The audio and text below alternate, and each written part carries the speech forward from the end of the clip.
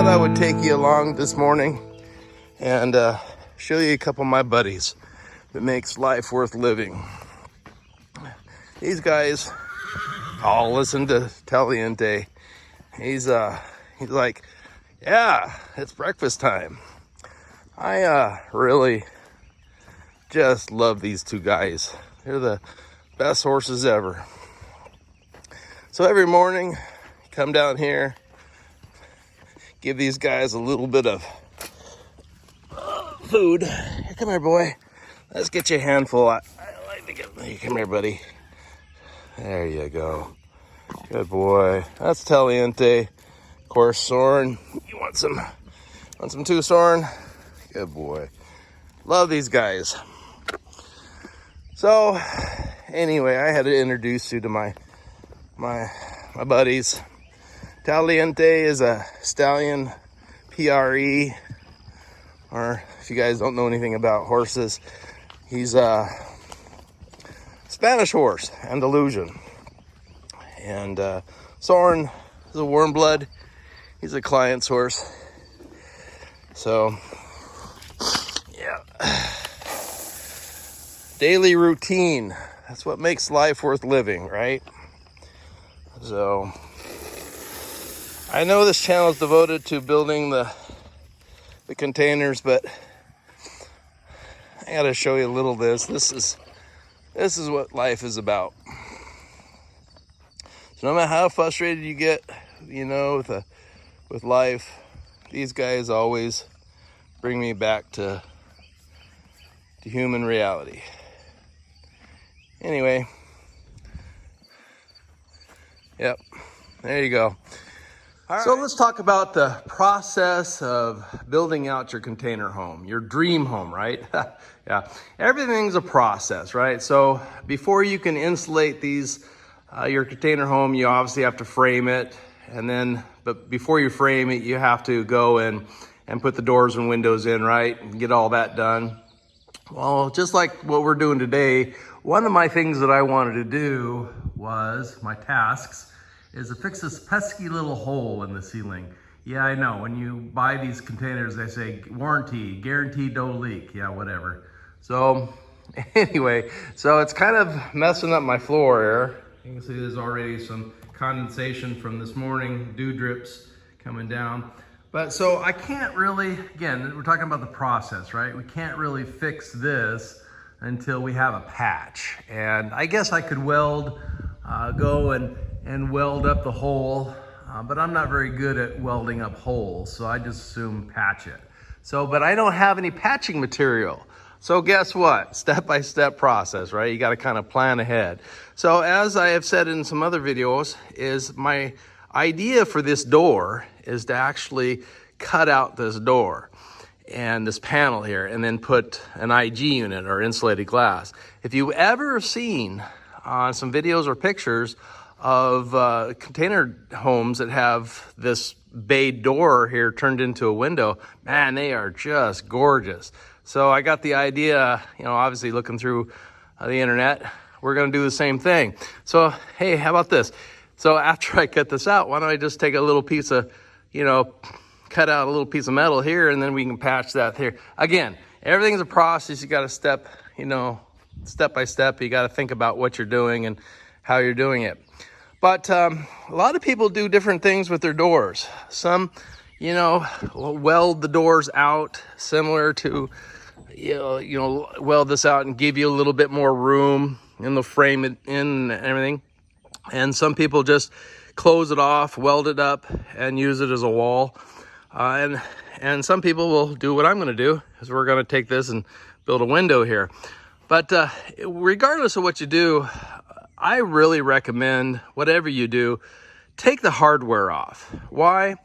Well, because a lot of this hardware is all corroded from the salt water of these shipping containers, and they don't work properly. They look kind of corroded and ugly. And really, I like the look of it if you pull it off, paint it, and then put the hardware back on, right? So some people will just be lazy and they won't take the hardware off and they'll just paint over the hardware and everything. I just think that's really, cheesy way to do it. If you're gonna put the time into making these things look really nice, I mean, I don't know about you, but this is pretty ugly, right? These two, but eventually they'll be gorgeous with all painted up with trim and everything. But you want to do your best shot, right? Don't get lazy and cut corners.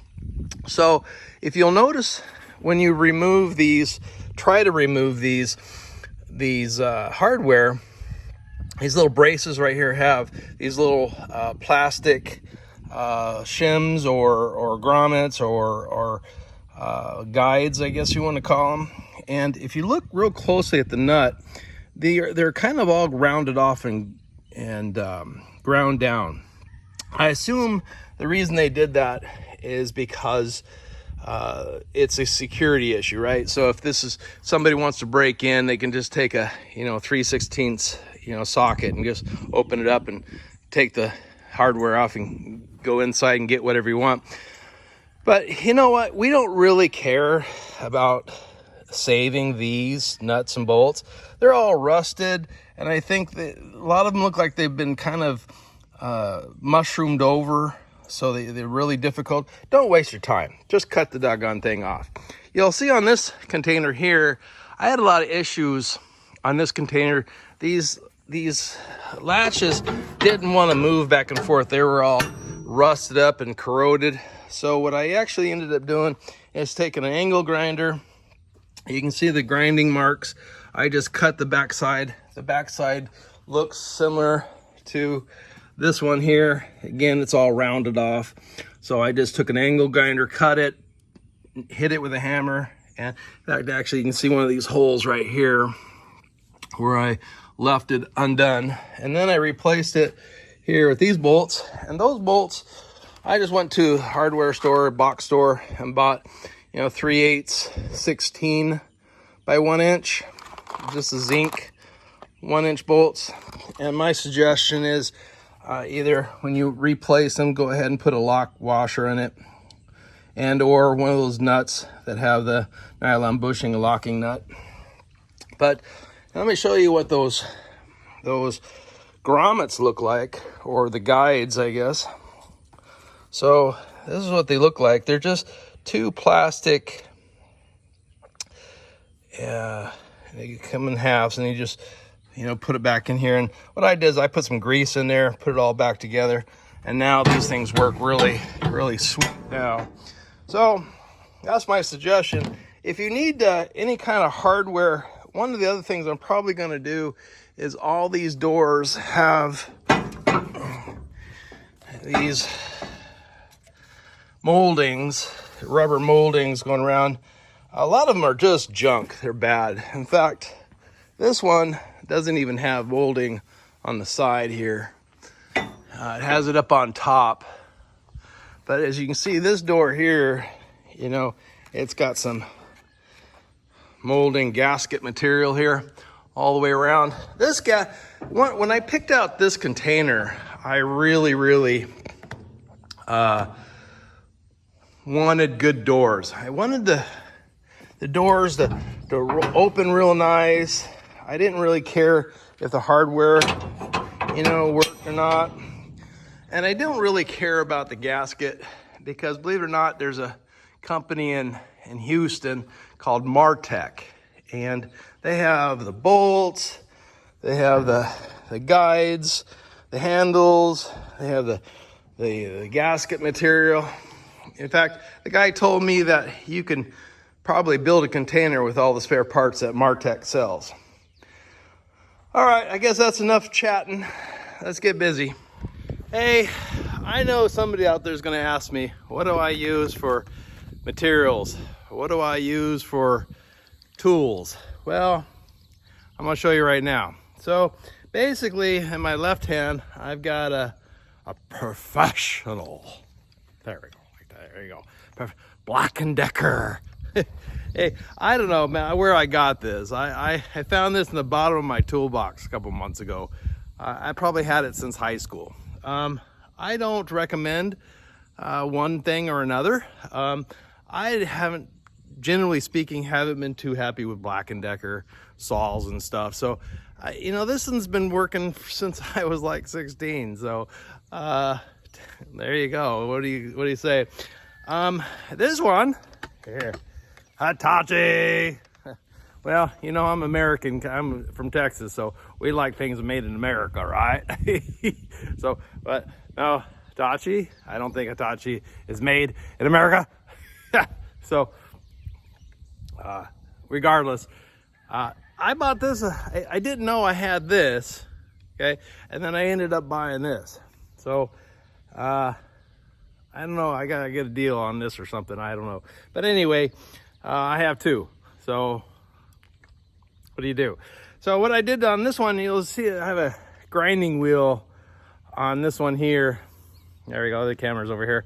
I have a grinding wheel on this one. So I just keep that one with a grinding wheel on it. It's 4.5 inch, I guess it is. And then this one here, I go back and forth between a sanding wheel and this one has the cutoff. You can see it's real thin. See the difference in the two, one's thinner than the other. So you'll see me switch back and forth on these cutoffs. So you'll find that sometimes this cutoff works better, and then sometimes the grinding works better. Depends on what you're doing on these doors. So anyway, hey, get yourself some sweet tea, sit back on the couch, and enjoy watching me work and sweat at 90 degrees in the weather. Stay tuned.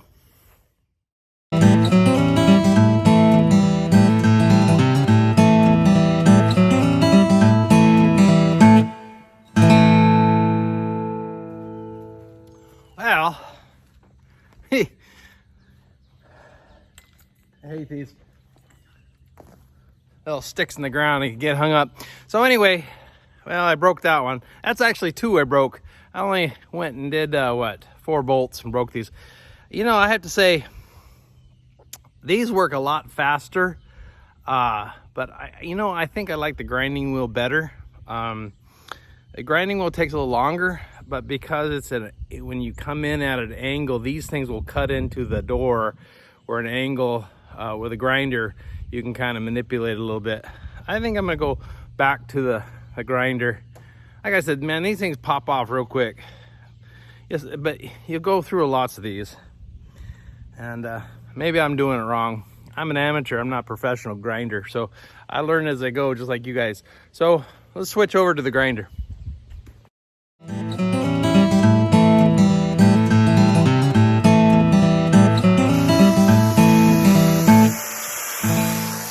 Sparks are pretty cool, aren't they? Hey, I definitely, I hate those little roots on the ground there. Hey, I think the grinder, like I said, it's a little bit slower, but it's a little heavier, a lot of sparks. If you're a manly guy like me, like a lot of sparks, attack, you know? So I think I'll stick with this. I really like the cutoff, the little thin cutoff that they break so easily. And I'm kind of manly. So more power to you.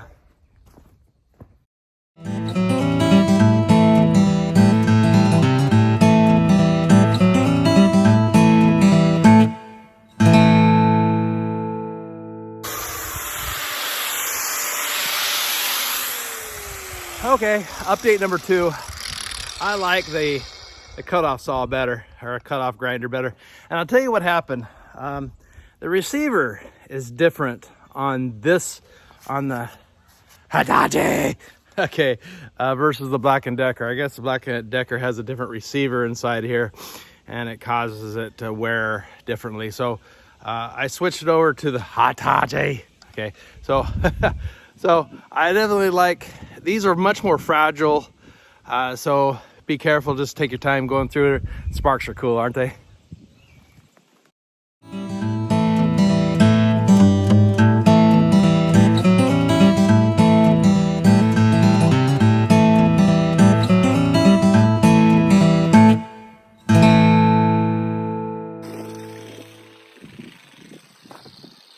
Yeah, the cutoff saw is definitely better. Fragile, but you just watch it. Hey, who needs fireworks, right? 4th of July is coming up.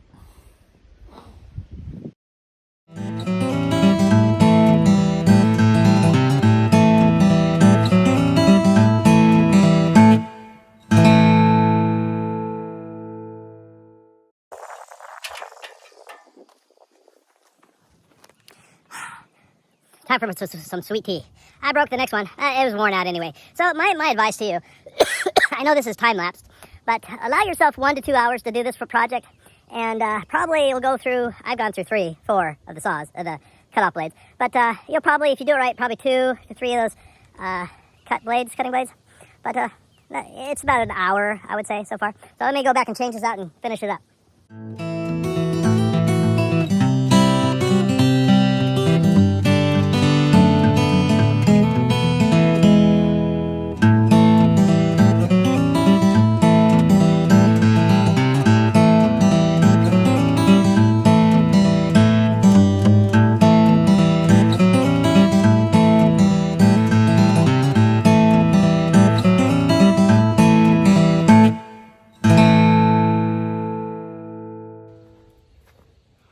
Okay, pretty straightforward, yeah? So about an hour, maybe an hour and a half, depending if you get hung up on your, see, I'm used to wireless saws and drills and things, so that cord really throws me off for a little bit. Anyway, that was fun. So I want to talk real quick. Here's remember I showed you earlier about the bushings? This one's a little worn out. You know, you can tell it's got some wear on it. So basically, if you're going to keep your hardware on there and you're going to go back and forth, again, really, I would invest, if you're going to use your door or your hardware on your door. You know what, tell you the truth, probably most people don't ever use their hardware.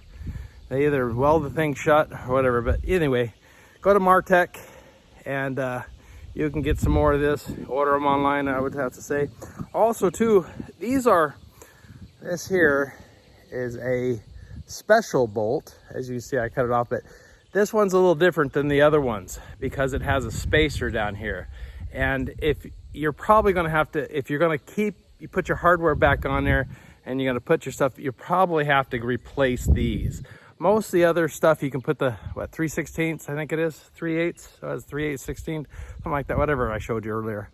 So I don't think the 3/8, 16, 1 inch will work on these. I think you'll have to replace these. So I can't imagine taking some 409 WD-40 and putting on the bolts and then try to get those things off with a ratchet or something. I just can't, just cut them off and be done with it. So anyway, that's all for the door, the hardware. Next, we're gonna cut the metal out. But I'm gonna go keep on going, and before it gets too, God, it's already gotta be 90 degrees already. Anyway, stay tuned.